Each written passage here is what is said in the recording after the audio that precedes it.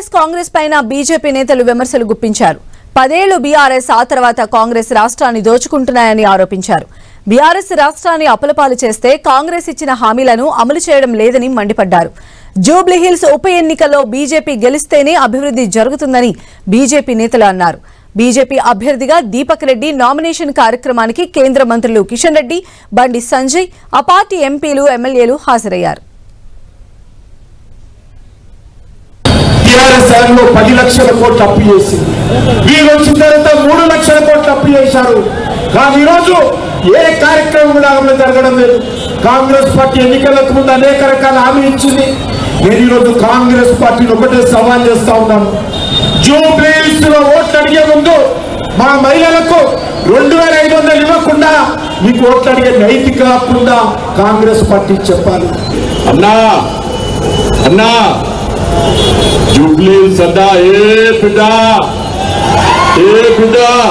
ఇది కిషన్ రెడ్డి అడ్డా అవునా కదా? ఈ ఎంఏ పార్టీడు, బీఆర్ఎస్ పార్టీడు, కాంగ్రెస్ పార్టీ పప్పులు ఉడికాయి. ఇక్కడ గెలిచేది మా లెంకల దీపక్ రెడ్డి గెలుతాడు. గ్యారంటీలు చెప్పి 421 వాగ్దానాలు చేసినటువంటి ఈ 420 పార్టీ సంబంధించినట్టుగా పాత సెక్షన్ ఉన్నట్టు ఐపీసీ 420 అనేటువంటి కాంగ్రెస్ పార్టీ ఈరోజు మళ్ళీ ప్రజల చెవులో ఉప్పు పెట్టడానికి వస్తా ఉన్నది. కాబట్టి మిత్రులారా, ఈ పోటీ ఏదైతే ఉందో ఇది ప్రధానంగా ఈరోజు భారతీయ జనతా పార్టీ ఈ యొక్క పోటీలో ఉన్నది. మిగతా 2 పార్టీలు కూడా కొట్లాడుతూ ఉంటారు కేవలం ప్రజల్ని మోసం చేయడానికి.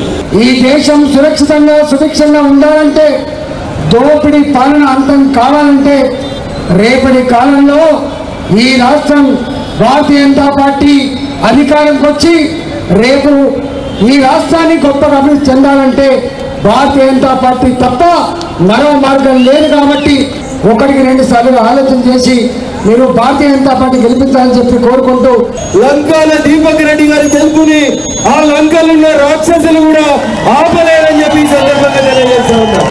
రాముడికి రావణుడికి జరిగిన యుద్ధంలో ధర్మం రాముని వైపే ఉంది కాబట్టి జయం ధర్మం వైపే నిలబడింది. ధర్మం కాషాయం కండువ వైపే నిలబడుతుంది.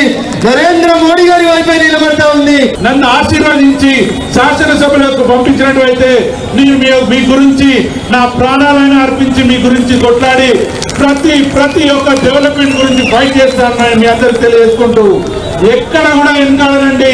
భారతీయ జనతా పార్టీలో ఉన్న గొప్పతనం ఏంటంటే ఏ ఒక్క శాసనసభ్యుడు కూడా గెలిచిన తర్వాత పక్కకూడు. అందులో ఉన్న గెలిచిన ఎవడైనా సరే ఎటు పోతాడో కూడా మనకే తెలియదు.